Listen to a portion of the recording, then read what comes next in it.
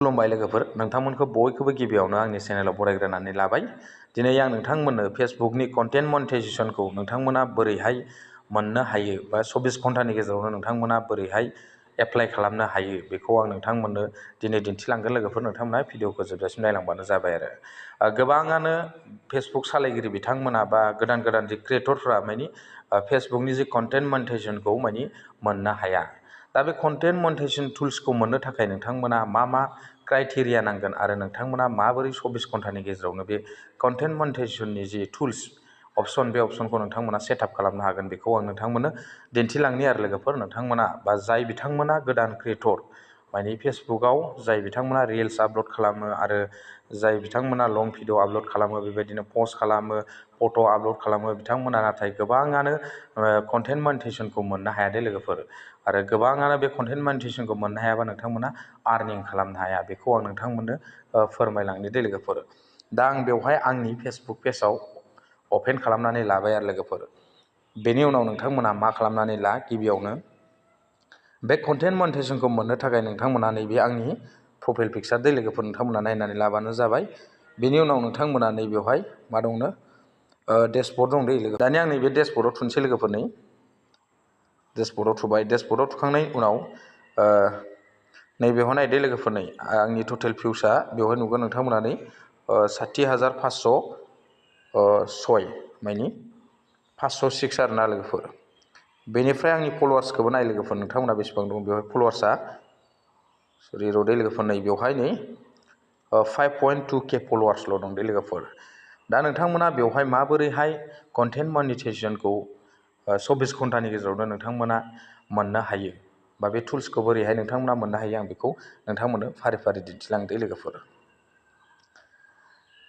गिबियावनो नोंथांमोना नैबेवहाय बेगाव थांफिनदो। बेगाव थांफिननायनि उनाव बेगाव थांथार। बेगाव थांखांनायनि उनाव नोंथांमोना नैबेवहाय लग' दंना, नोंथांनि फेसबुकखौ अपेन खालामनाय लोगो लोगो नैबेखै आगदाखैजा मोनसे लग' दंना लोगोफोर, बे लग'आव नोंथांमोना खनसे क्लिक खालामनानै हो आरो लोगोफोर। नैबे लग'आव दै, बे लग'आव आं नोंथांमोननो दिन्थिनो। बे लग'आव क्लिक खालामनाय लोगो लोगोनो दानिया नोंथांमोनाव पेजआ बेफोरबायदि अपेन जागोन आरो लोगोफोर ना।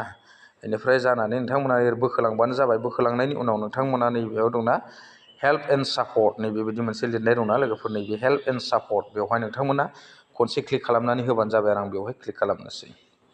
क्लिक खालामखांनायनि उनाव नोंथांमोनहा नैबेवहाय नुदोंना रिपर्ट ए प्रब्लेम बेबायदि लिरनाय दंना लोगोफोर। नोंथांमोना बेवहाय खनसे क्लिक खालामनानै होबानो जाबाय आरो नैबेवहाय। आं बेवहाय खनसे क्लिक खालामनोसै। क्लिक खालामखांनायनि उनाव नोंथांमोना मा खालाम, नैबेवहाय थुबानो जाबाय दे। गाहायाव नै दंना कन्टिनिउ टु रिपर्ट ए प्रब्लेम, नैबेवहाय नै कन्टिनिउ टु रिपर्ट ए प्रब्लेम, बेवहाय नोंथांमोना खनसे क्लिक खालामनानै होबानो जाबाय आरो। क्लिक खालामखांनायनि उनाव दसे समय लडिं लागोन दे लोगोफोर। नोंथांमोना बेवहाय हेल्प एन्ड सापर्टआव नोंथांमोना मोनसे मेसेज लिरनानै हरनो नांगोन आरो नोंथांनि जि प्रफाइल, बे प्रफाइलखौ नोंथांमोना बेवहाय मानि स्क्रिनशट खालामनानै लानो नांगोन दे लोगोफोर। दा बेखौ आं फारि फारि दिन्थिलांगोन लोगोफोर, माबोरैहाय बानायनाय जायो। सिगाङाव नोंथांमोननो बेखौ दिन्थिग्रोबाय। बेनि उनाव नोंथांमोना नैबे इनक्लुड दंना, इनक्लुडआव नोंथांमोना खनसे क्लिक खालामनानै होदो आरो आं बेयाव क्लिक खालामनोसै। क्लिक खालामखांनायनि उनाव नोंथांमोना गोसोआव लाखा, नोंथांनि जुदि फेसबुकआ जुदि पेजबाथाय नोंथाङा पेजखौ सेलेक्ट खालामनानै लाबानो जाबाय। नै पेजबाथाय पेजखौ सेलेक्ट खालामनानै ला, आरो पेज नङाब्लाथाय नोंथांमोना प्रफाइलबाथाय नोंथांमोना प्रफाइलखौ सेलेक्ट खालामनानै लाबानो जाबाय आरो ना। आंना बेयाव प्रफाइल नालाय आं नैबे प्रफाइलखौ सेलेक्ट खालामनानै लानोसै आरो। आं बे प्रफाइलखौ सेलेक्ट खालामबाय। दानिया नोंथांमोना नैबेवहाय डिसक्राइब टु इसु, नैबेवहाय नोंथांमोना मेसेज लिरनानै हरनांगोन। मा लिरनानै हरनांगोन, आंनि क्राइटेरियाया बा आंनि जि भिडिअ, बे भिडिअआ आंनि रियेल भिडिअ, आं रियेल भिडिअ बानायो आरो आंनो अननानै नोंथांमोनहा कन्टेन्ट मनेटाइजेसन सेटआप अपसनखौ अननानै अपेन खालामनानै होनानै बेवहाय नोंथांमोना इंलिसनि लिरनानै हरनांगोन दे लोगोफोर। दा आं बेखौबो नोंथांमोननो दिन्थिनि। बेनि लिरनायखौ आं नोंथांमोननो बेवहाय मा लिरनांगौ बेखौ आंनि भिडिअनि डिसक्रिपसनाव होनानै दोनखागोन दे लोगोफोर। नोंथांमोना बेयाव डिसक्रिपसन बक्सआव थांनानै बेखौ कपि खालामनानै नोंथांमोना बेवहाय आपल'ड खालामफैबानो जाबाय लोगोफोरना। दानिया नोंथांमोना बेवहाय मा खालाम, बेबायदि थुहाबना लादो लोगोफोर। नोंथांमोना थुहाबना लानानै बेयाव पेस्ट खालामना हो। दा गिबियावनो आं नोंथांमोननो कपि खालामनानै लाबोनानै दिन्थिग्रोनोसै। आं बेखौ हमाव थांनोसै दे लोगोफोर। बेनि उनाव नोंथांमोना मा खालाम, नै बेवहाय आं नै बेबायदि लिरदोंना dear Facebook team, I am a Facebook creator. I always upload an original video, photo, reel, next and text and story. So I interested content monetization. बेबायदि दंना? Therefore, I request to please give me content monetization setup as soon as possible. Thank you. बेबायदि लिरनाय नोंथांमोना नुनो मोनगोन आरोना नोंथांमोना बेखौ नायनानै लाबानो जाबाय नोंथांमोना आं बेहाय जेरै लिरदों बेबायदि लिरहैबानो जाबाय आरो दहायनि बे बक्सआव बेनि उनाव नोंथांनि बे प्रफाइल नामखौ नैबेवहाय होनानै ला बेनिफ्राय नोंथांनि जि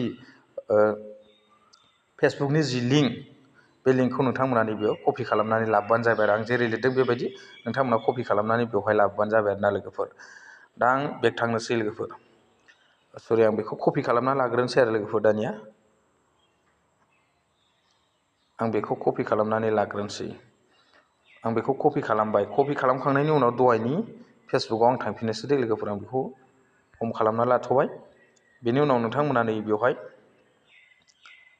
नैबे पेस्टआव क्लिक खालामनानै पेस्टआव क्लिक खालामनाय लोगो लोगो नोंथांमोनाव आं जि लिरनाय लाइजाम आरो आंनि जि प्रफाइल नेम बेयो बेवहाय श' जाजोब्बाय बेनिफ्राय फेसबुकनि जि लिंक बे लिंकआबो नैबेवहाय श' जाबाय बेनिफ्राय गाहायाव दंना नै बेथ' गासिबो श' जाजोब्बाय बेनि उनाव आपल'ड फ्रम फन नैबेवहाय नोंथांमोना खनसे क्लिक खालामना होबानो जाबाय आरो बेवहाय नोंथांमोना फट' मोनसे माने सरि बेवहाय आपल'ड फ्रम फट' बेवहाय नोंथांमोना खनसे क्लिक खालामनानै होदो क्लिक खालामनाय लोगो लोगो नोंथांमोना बेवहाय फट' लाबोनांगौ मा फट'खौ लाबोनांगौ आं नोंथांमोननो दिन्थिगोन दे लोगोफोर नै आं बेवहाय फैबाय नालाय आं बेयाव स्क्रिनशटखौ खालामखानायखौनो आं नोंथांमोननो दिन्थिनोसै आं बेवहाय क्लिक खालामबाय क्लिक खालामनाय लोगो लोगोनो नोंथांमोना